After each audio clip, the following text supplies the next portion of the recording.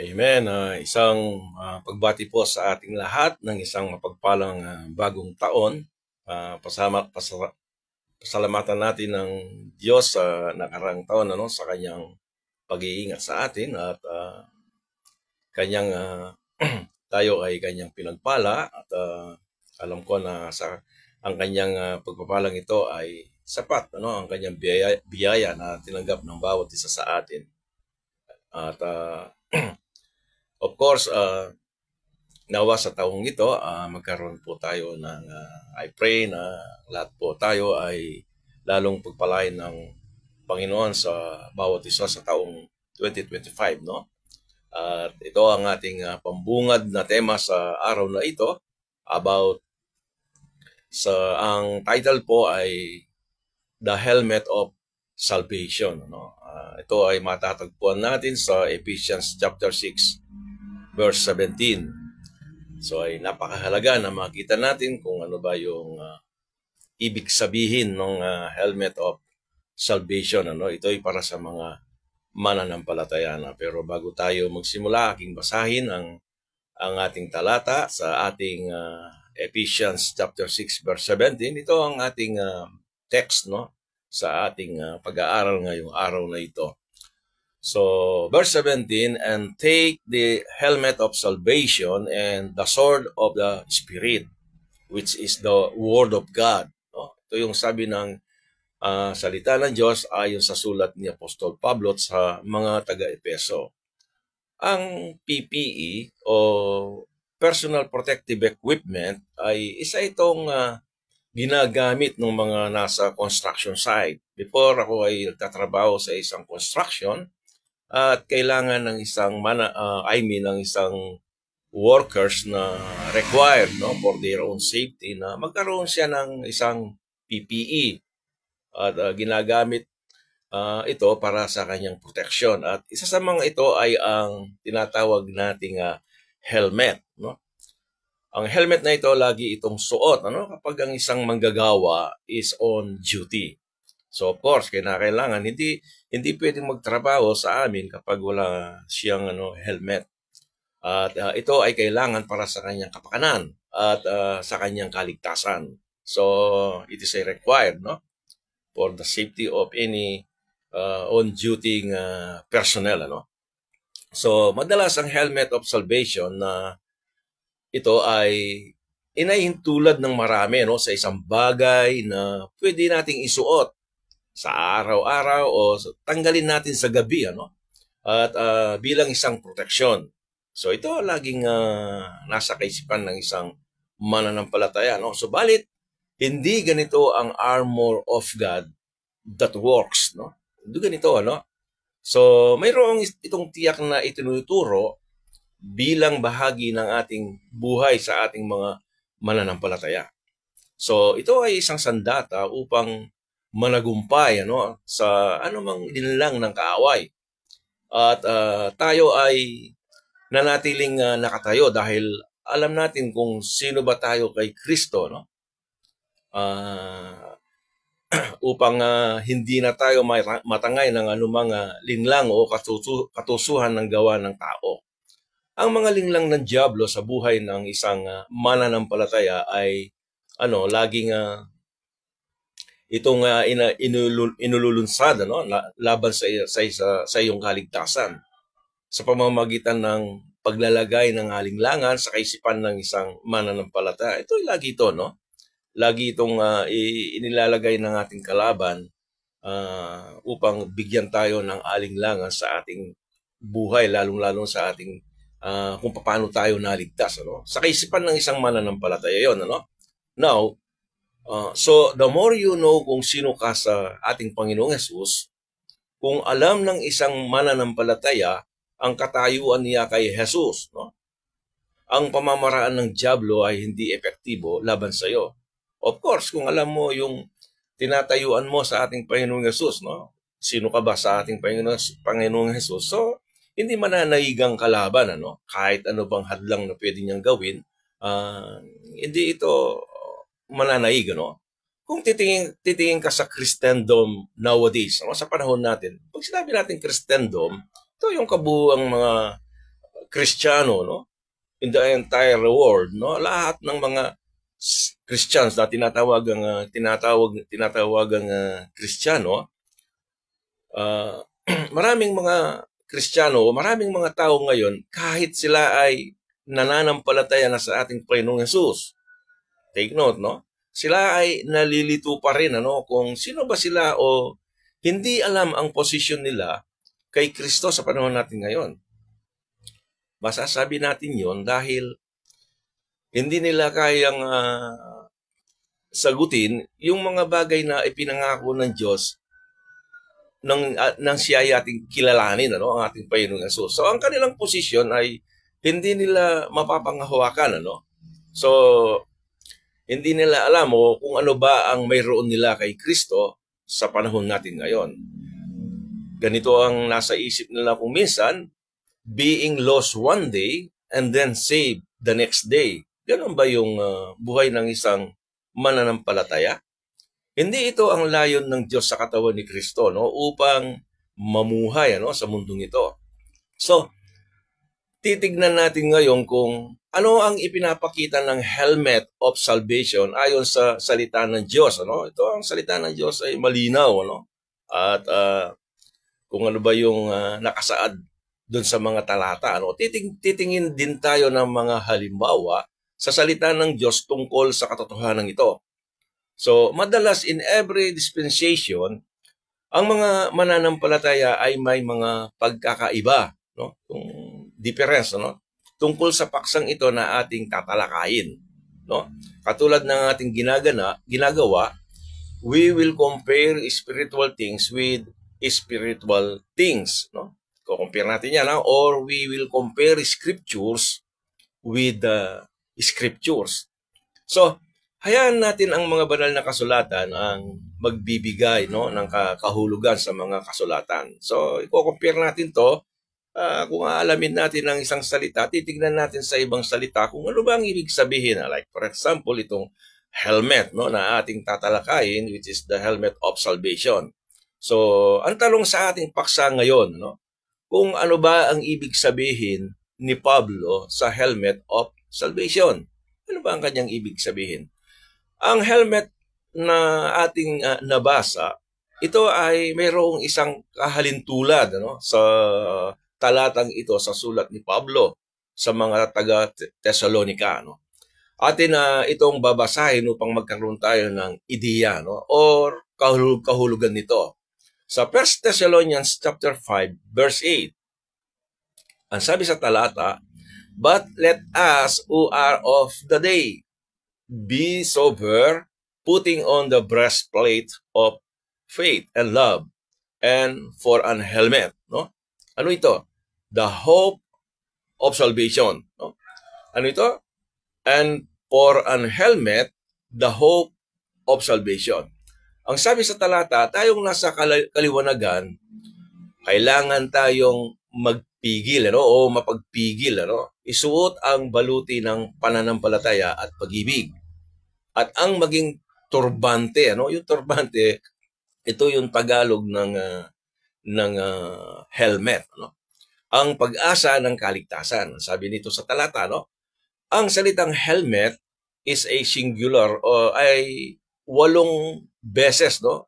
The word helmet na singular ay 8 beses ginamit sa salita ng Diyos. 2 beses lamang ginamit ni Pablo ang salitang helmet, no, sa kanyang mga sulat. 2 times lang. Isa sa Thessalonica at isa sa mga taga-Epeso. So sabi ni Pablo sa Ephesians chapter 6, isuot ninyo ang turbante ng kaligtasan. At sa 1 Thessalonians naman, chapter 5, sinabi niya kung ano ang ibig sabihin ng turbante ng kaligtasan, no? Ang turbante ay pag-asa ng kaligtasan, the hope of salvation. So that means ang kaligtasan na makikita natin sa helmet of salvation ay hindi kung kailan ka naligtas. Kung kailan tayo naligtas, hindi yun ang ibig niyang sabihin.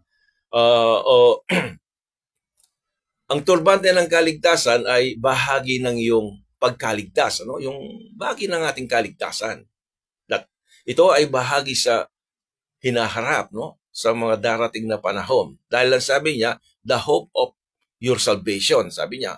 So sa isang tiyak at isang ipinangako at isang nakapirming pag-asa na ibinigay sa iyo at sa akin, no, ng Diyos. Ito yung ibig sabihin ng turbante, no? Ito ay sa bahagi sa ating buhay bilang isang mananampalataya sa darating, ano, sa mga darating, no? Ayon sa talata, this helmet is the hope of salvation. Ito yung pag-asa sa ating kaligtasan, ano? So, kapag sinabi nating helmet of salvation, ay nakatuon yan, no? Nakatuon yan sa inaharap bilang kaganapan sa mga katotohanan ng naipahayag kay Pablo.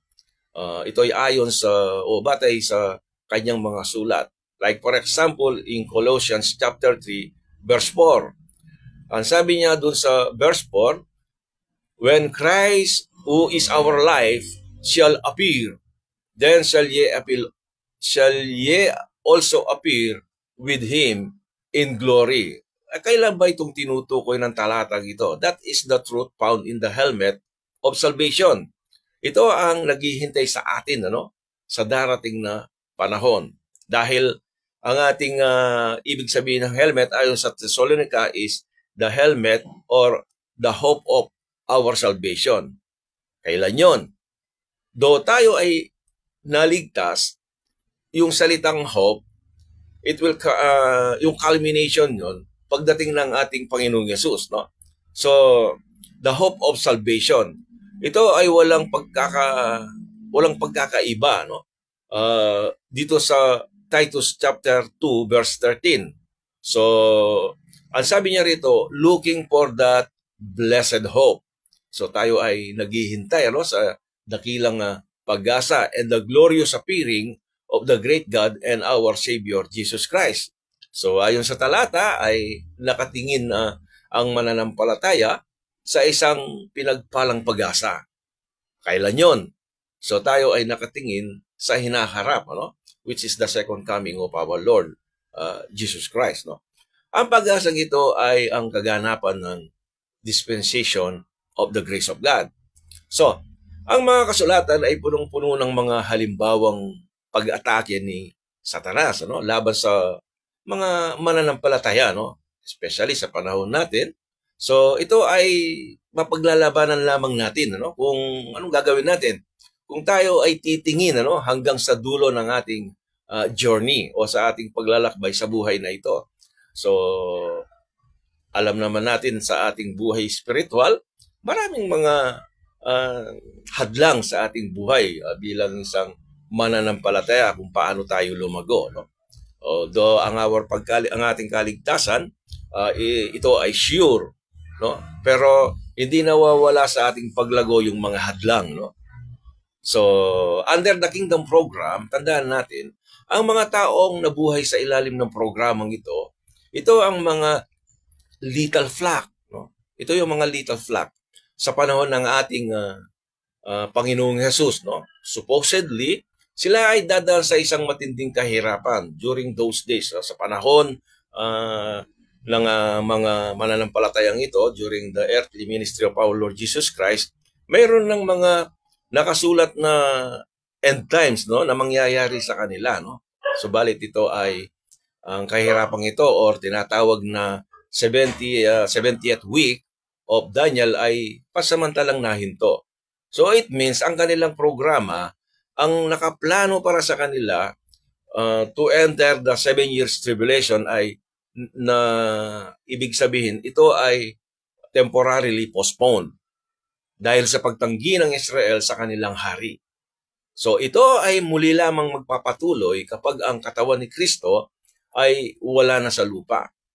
Alam nyo, napakahalaga sa ating pag-aaral ng salita ng Diyos na ating inuulit, no, ang ating mga natalakay dahil napakadali itong malimutan, ano, or maaring mga kapatiran o maraming mga bago sa programang ito na nakarinig, hindi nila, wala pa silang karanasan about rightly dividing the word of truth. So kinakailangan nating hintayin, ano? Hindi kailangan ng pagmamadali sa pag-aaral sa salita ng Diyos, ano? Sa Hebrew 10:32 verse o 10 verses 32-33, titignan natin dito yung mga taong it is a prophetic books o epistle in the time of the little flock during their earthly ministry kasama ng Panginoong Yesus. Ito ay naisulat before the book of Acts. So in verse 32, ayon sa sulat na ito para sa kanila, but call to remembrance the former days. Verse 32, no? In which after you were illuminated. Yung illuminated na ito, yung word na illumination dito, it was happened during the Pentecost Day. Ito ang panahon ng bumaba ang Santong Espiritu and empowered the little flock. Bakit nila kailangan empowered? Of course, dahil meron silang iniwan ng Diyos sa kanila, meron silang inutos sa mga mananampalataya during those days, sa mga Jewish believers, to proclaim, no, yung gospel of the kingdom, no? Kaya kailangan nilang humayo and to preach the word para i-evangelize yung the whole world, no? So, ang sabi niya sa talata, ye endured a great fight of afflictions. Maraming haka-haka kung sino ang sumulat sa aklat ng mga Hebreo, di ba? Do ang epistle of Hebrews, ito ay silent ang scripture na walang nakakaalam. Pero ang inyong lingkod ay naniniwala, no, na hindi si Pablo ang sumulat nito, no? Dahil haka-haka lang yung ang kanilang position dito sa akin, sapagkat lahat ng sulat ni Apostol Pablo mula Romans to Philemon, ano, ay nagsisimula sa kanyang pangalan. Ang kanyang pagpapakilala ay ang kanyang ako si Pablo. Iyon ang kanyang mga introduction sa kanyang mga sulat, ano. In verse 33, partly whilst ye were made a gazing stock, both by reproaches and afflictions. Ito yung mga nangyayari, dapat na mangyari sa mga little flock kapag sila ay pumasok na sa 7 years tribulation, no? So, and partly, no, whilst ye become companions of them that were so used. Ang mga ito ang naging katawa-tawa, no? Sila ay naging katawa-tawa dahil sa kanilang pagkapahamak, ano, at sa kahirapan. Itong mga little flocks na ito, which is naka-prophecy, ano, sa kanila, no?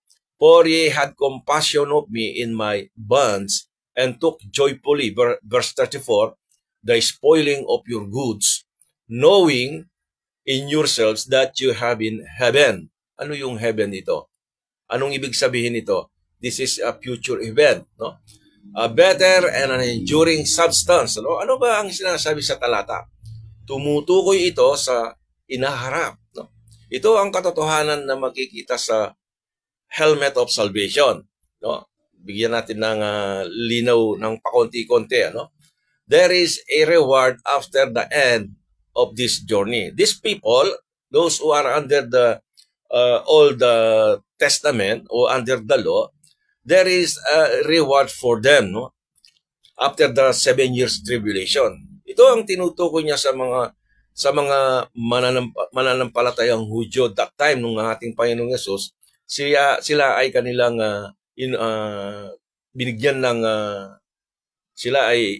binigyan sila ng commission, ano? At kung ano ang mangyayari sa kanila. So in verse 36, for you have need of patience. Ang tanong ko rito, kailangan nila sa panahon ng kapigatihan, ano, ang pagtitiis, ano, pagtitimpi. Sa ating kailangan ba nating ang pagtitiis sa ating panahon? Meron na ba tayong experience na ang kanilang daranasan during those years, 7 years tribulation, na halos sila ay mamatay, no? Marami sa kanila ang mamamatay during the 7 years tribulation. Ito ba ay ating nararanasan in this present time? Sa totoo lang, hindi tayo nakararanas ng paghihirap, no? Katulad sa mga hulang ito sa panahon ng kapighatian. Hindi naman ganito ang ang layunin ng Diyos sa atin, that after you have done the will of God, ang sabi ng author dito, o I mean ang sumulat nito, pag sinabi natin ang author pala ang Panginoon, and the writer is the person kung kanino ipinahayag itong prophetic books na ito. Subalit hindi natin alam. Pero ako, ang naniniwala ko, kung babasahin mo yung Hebrew chapter 1, it was started God, no? So, sa akin, ang aking view dito na sino nagsulat? So, walang sinasabi ang Bible, pero ang Diyos, inuna niya ang kanyang pangalan, ano? So itong ang itinuturo ng talatang ito ay magaganap sa darating na panahon, ano, during the tribulation period. So in verse 37, for yet a little while, and he that shall come will come, and will not tarry. The book of Hebrews ay naisulat, tandaan ninyo, katulad ng nasabi ko, bago nahulog, no? Bago nahulog ang bansang Israel. I mean in Acts chapter 7. Ano? Ito ay naisulat. Nahulog ang bansang Israel in Acts chapter 7. Ano?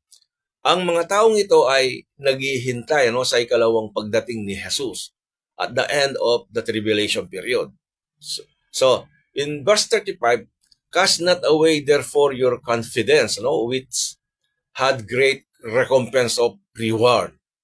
In verse 38, now the just shall live by faith. Take note, no? Now the just shall live by faith. But if any man draw back, sabi niya, my soul shall have no pleasure in him. Tingnan niyo itong talatang ito. Yung talatang ito. Ang sabi niya, now the just shall live by faith. But if any man draw back, sila ay manumbalik, ano? Sa dati. My soul, sabi niya, shall have no pleasure in him, sabi niya. Pansinin natin ang pakikitungo ng Diyos sa mga mananampalatayang ito. Of course, hindi ito sa mga body of Christ. No? Ito, in those days, during the tribulation period, man should live by faith. Sabi niya sa ating nabasa, no? Man should live by faith plus war. So, napag-aralan na natin sa nakaraan the phrase by faith, no? At will be applicable only for the justification of the circumcision. Ito ay sa Romans chapter 3, verse 30, ang justification by faith is for those people who are under the law, no? Kapag sinabi nating by faith, mayroong itong pruweba, no, na ang isang sumampalataya ay may kaakibat na gawa. Kaya nga ang sabi niya doon, kailangan silang magtiis during the 7 years tribulations, no? Pagpapakita na sila ay sumampalataya sila sa Diyos, ano, sa ating Panginoong Yesus, ano. So bilang patunay na siya ay sumasampalataya, of course. Madalas ang mga mananampalataya ngayon, pilit na inilalagay ang mga sinabi ni James, itong si James, ano, sa kanyang sulat sa body of Christ. Ang isang tao ay maliligtas hindi lamang sa pananampalataya. Ito yung sinabi ni Apostle James, no? Dahil kailangan din ng paggawa. No? Kailangan din nila yung paggawa. Ang sulat ni Santiago ay para sa 12 tribo ng bansang Israel, no? Napapasok sa 7 taong paghihirap. So, verse 39, but we are not of them who draw back unto perdition. No? But we are not of them who are draw back unto perdition, no? But of them that believe to the saving of the soul.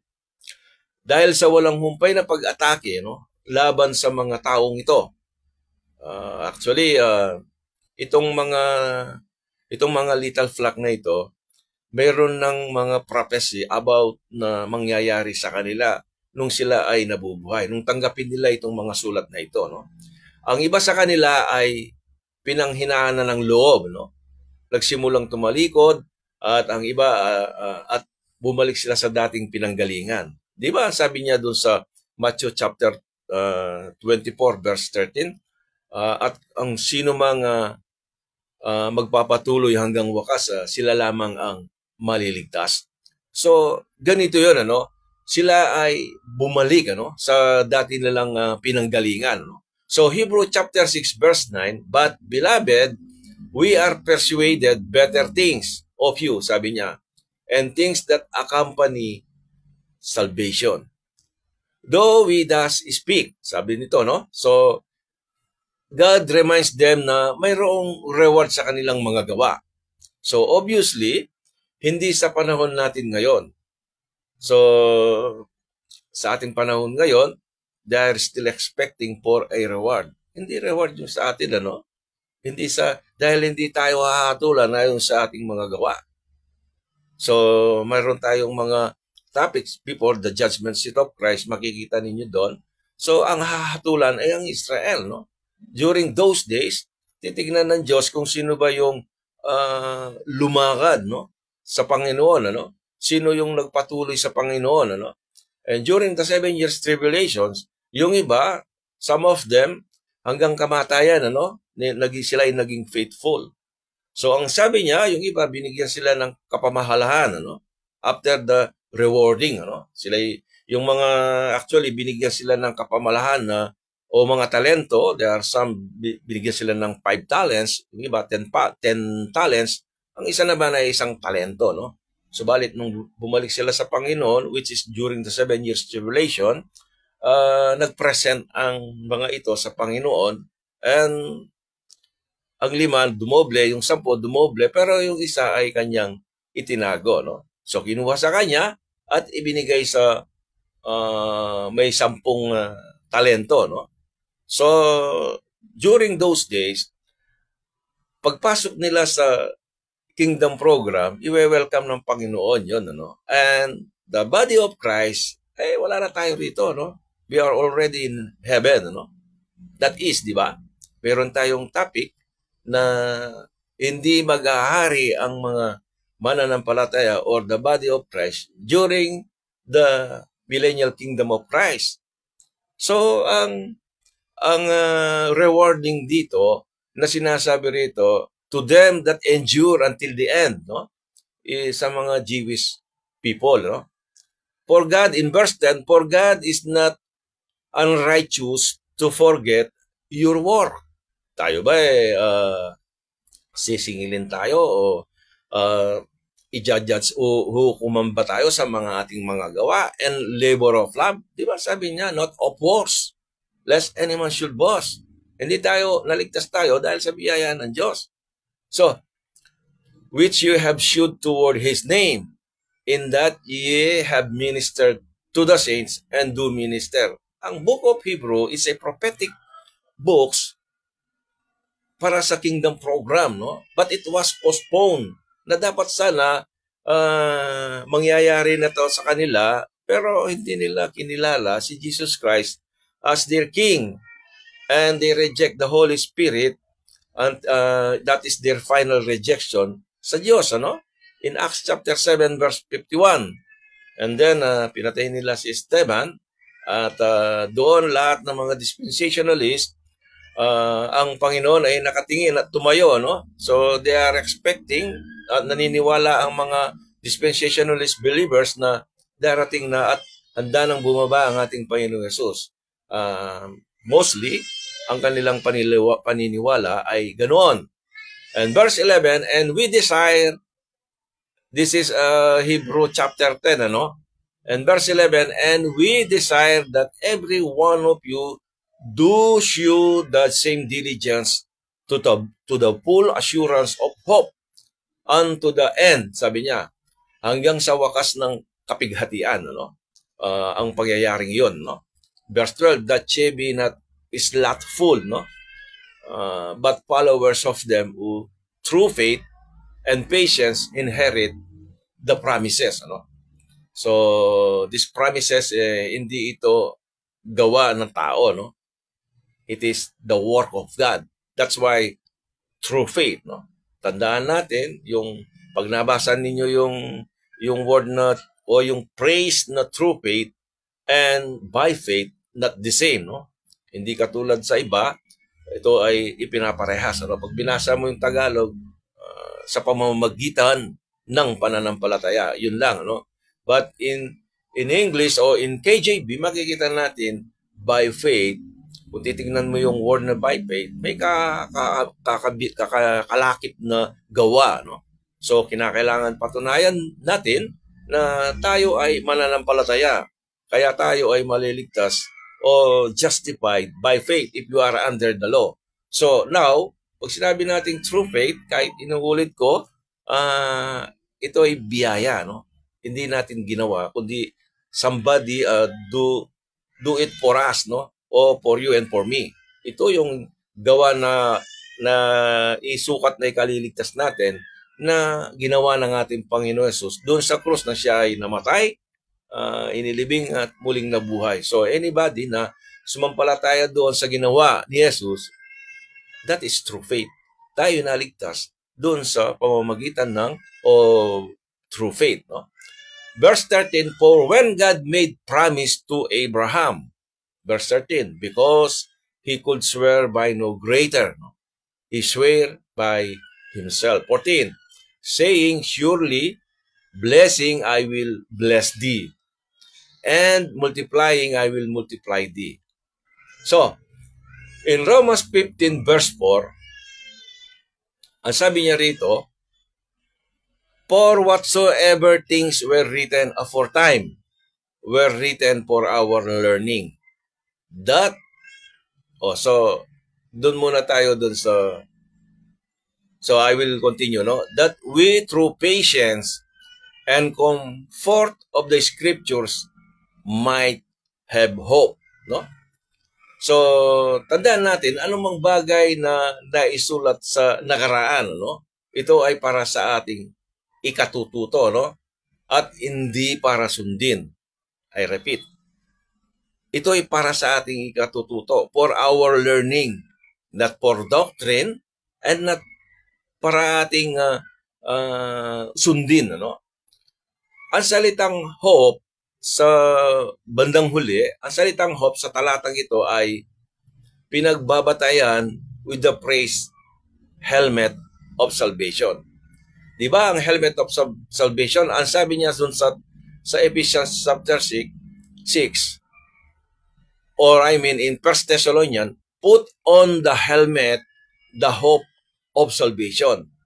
Pag sinabi nating hope of salvation, hindi yung kung paano na tayo naligtas, no? Ito ay kasama na sa ating pagkaligtas, ano? And we are looking in the future, looking for the blessed hope, no? So, tayo ay tumitingin sa inaharap. Put on the helmet, the hope of salvation. Ito ay isang tiyak, no? Ito ay isang kasiguruhan ng ating kaligtasan, no? We are already saved, no? Hindi na kailangan na para bang isusuot natin and then mamaya tatanggalin natin. That is not the dealing of God in this present time na parang isuot mo tapos tatanggalin mo. The hope of salvation o the helmet, ito ay bahagi na ng ating buhay bilang isang mananampalataya.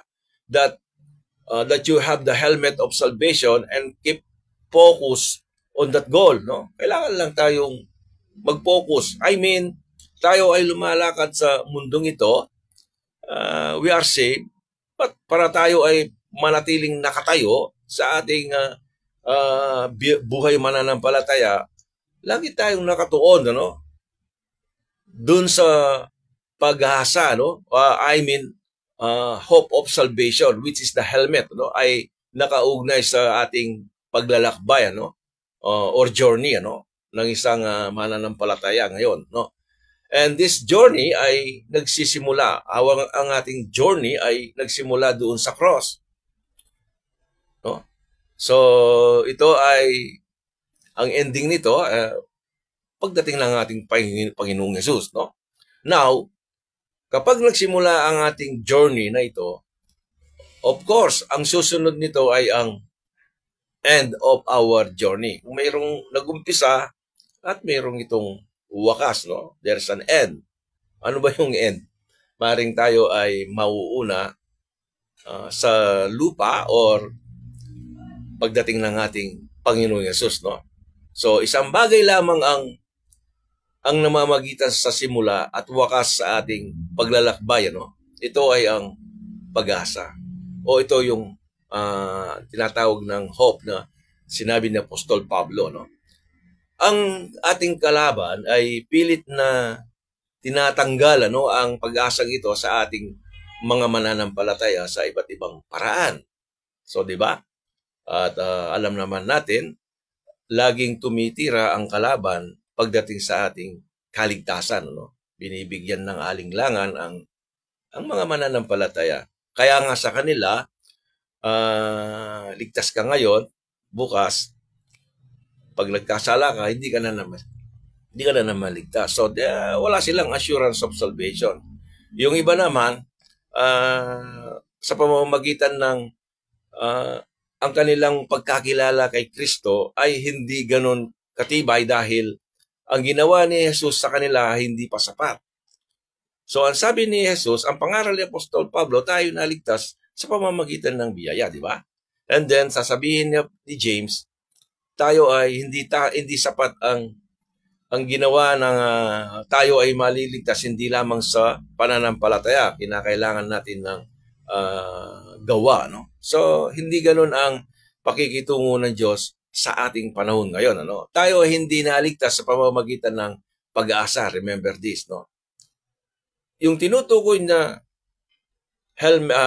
yung helmet na pag-asa ng ating kaligtasan, itong tayo ay hindi naligtas sa pamamagitan ng pag-asa, no? Ang pag-asang ito ay pinapanatili ang isang mananampalataya, no, sa kanyang paglalakbay sa mundong ito. So, ibig sabihin, itong pag-asa nito, ito ang nagpapanatili sa atin upang tayo ay magpatuloy sa ating journey, ano, sa ating paglalakbay.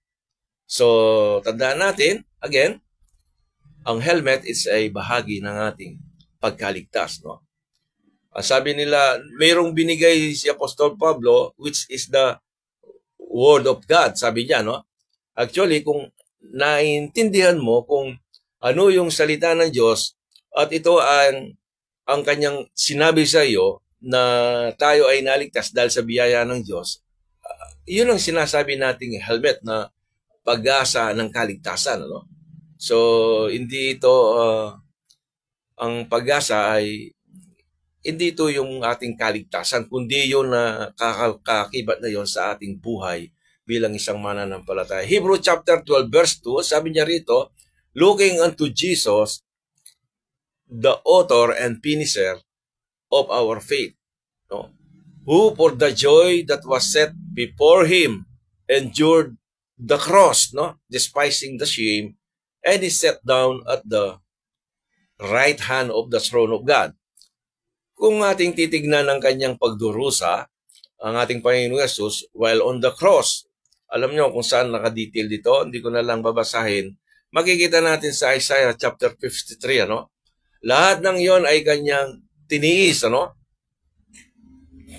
Dahil sa kagalakang inilagay, sabi niya, who set for the joy, ano? Inilagay sa kanyang harapan, ano?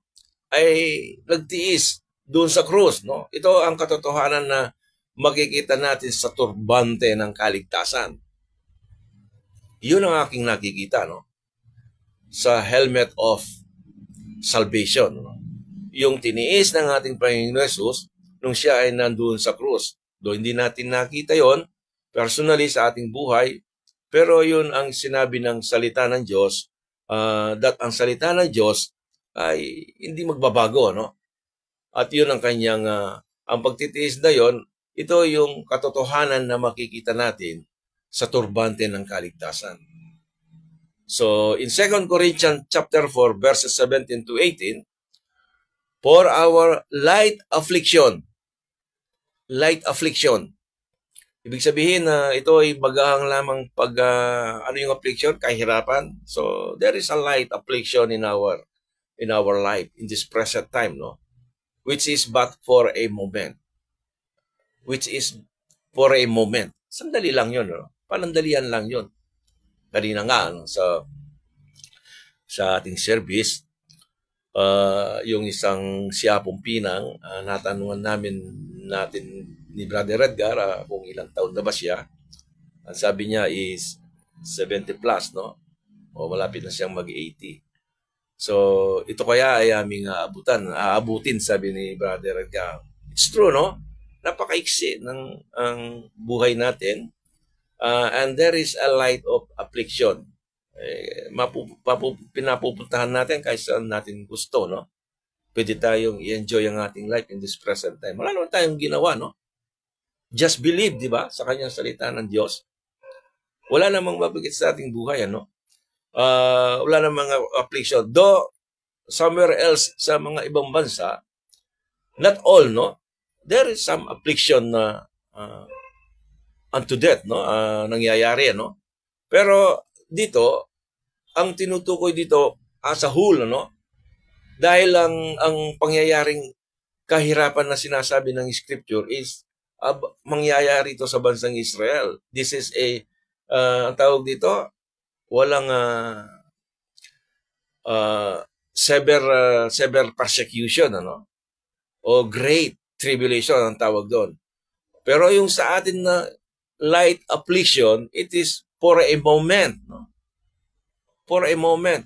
Worketh for us as far exceeding an eternal weight of glory. Ito ang ating paglalakbay, ano? Ito ang ating journey na kahit anong pinagdadaanan natin, ano? Ano man ang sukat ng iyong paghihirap, no? Sa kasalukuyang panahon, no? Hindi pare-pareho yung extent ng ating suffering, no? Actually, ang sabi ng isang verse, for I persuaded that yung ating paghihirap dito is not comparable, no? Doon sa glory that we shall be revealed to us, no? Ng ating Panginoon, no? Na ipapahayag sa atin. So, itong paghihirap na ito ay it is not comparable doon, ano? So, ano man ang sukat ng yung paghihirap, no? Sa kasalukuyang panahon, that is our journey, no? That is a journey, ano? At ito ay pansamantala lamang. It is but for a moment, no? And this is the end of the journey, no? Yung sinasabi niyang for a moment, no? That is the end of the journey when we shall appear with Christ in His glory. So, alam naman natin, ano, when Christ shall appear, we shall also appear with Him in His glory. So, yun ang tatanggapin ng mga mananampalataya. That is the hope of our salvation, ano. The hope of salvation, yun ang helmet na ibinahagi ng ating Apostol Pablo sa mga taga-Thessalonica, no? The helmet, the hope of your salvation, sabi niya doon, ano?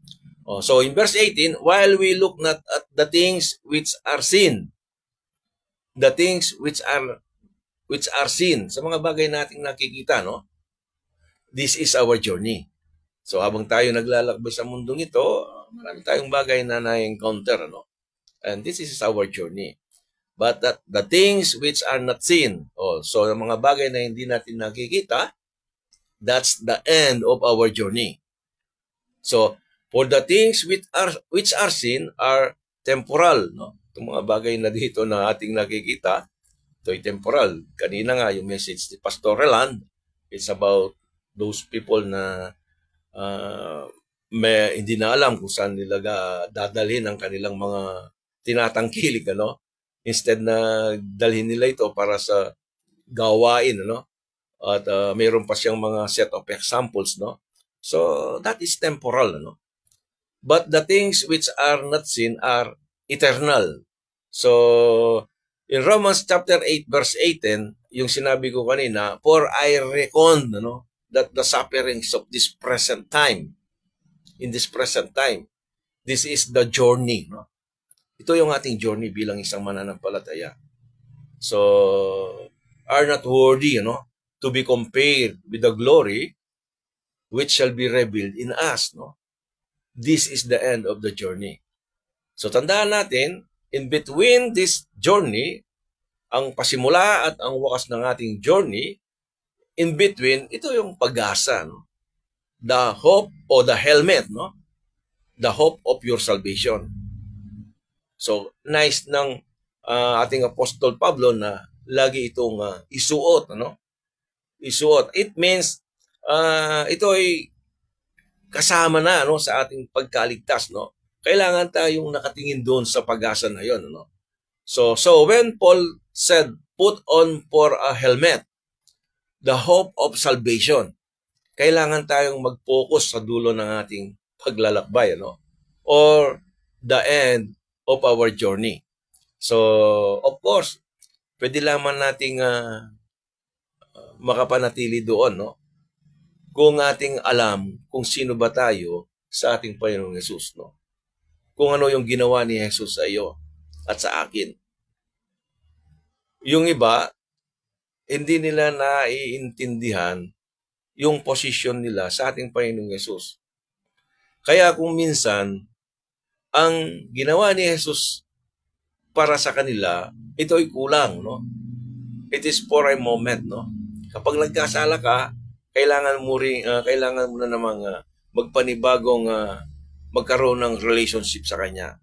Hindi, no? There is no backslidden, no? Sa mga mananampalataya, no? Once you are saved, I stand that you are already saved, no? Ang kaligtasan ginawa ng Panginoong Hesus sa atin is complete, no? Kaya ang sino mga nakarinig sa ebanghelyo na ang ating Panginoong Hesus ay namatay, inilibing at muling nabuhay, kahit sino pa mang tao na nakarinig sa ebanghelyong ito at siya ay nanampalataya, that moment, siya ay naligtas, ano, at naging bahagi, siya ay nabautismo, ano, sa Espiritu Santo at naging bahagi sa katawan ng ating Panginoong Hesus, no? So remember, while we are on the journey, ito yung journey natin, palaging mayroong mga hadlang, no? Hindi natin maiiwasan yan upang mabaling ang ating mga paningin sa ating layunin, ano? Meron tayong layunin, ano? There is a purpose kung bakit tayo naligtas on that exact date, no? Mayroong plano ang Diyos sa atin, ano? Tayo ay mapalad dahil tayo ay naging bukas ang ating kaisipan sa offer ng Diyos sa atin. There are people, kahit anong ibahagi mo sa kanila, hindi nila nakikita, no, yung katotohanan na sinasabi ng banal na kasulatan. Even nabasa nila on that page, hindi pa nila pinaniniwalaan ng marami, no? So, kung hindi ito ibinigay ng Diyos sa iyo, never na ito ay inyong maintindihan. There is a verse on sa sinasabi kong ito sa inyo, no? Basahin niyo yung Matthew chapter 13. So, mayroong mga taong hindi ipinagkaloob sa kanila yung mga bagay na katotohanan, ano? So itong helmet of salvation na ito ay makikita din natin sa talatang Titus chapter 2 verse 13. Ito ay ating binasa kanina, di ba? Ang sabi niya rito, basahin ko ulit, looking for that blessed hope and the glorious appearing of the great God and our Savior Jesus Christ, no? That is the helmet of salvation, no? Looking for that blessed hope. Pag tinitingnan mo yung word na hope in Scripture, tayo sa ating pag-aaral, ito ay kailangan nating aralin ang isang salita in Scripture, comparing spiritual things with spiritual things, no? And comparing scriptures with the scriptures. So kung titignan natin yung pag-asa nito, ito ay nagre-reflect dun sa helmet of salvation, ano? Looking for that blessed hope, put on for an helmet the hope of salvation, no? Kaya ang turbanteng ito ay itong ang tawag dito, helmet. Ito ay tumutukoy at nakatuon sa pag-asang ipinagkaloob ng Diyos sa bawat mananampalataya, no? Tandaan natin to. Kaya nakatuon tayo in this helmet of salvation kung alam natin kung sino tayo, no? Kay Kristo. At ang position natin sa Kanya bilang isang mananampalataya. So, ito lamang ang paraan upang tayo ay matuon, no, sa helmet na yon, the hope of our salvation, kung alam natin kung ano yung position natin kay Jesus. So,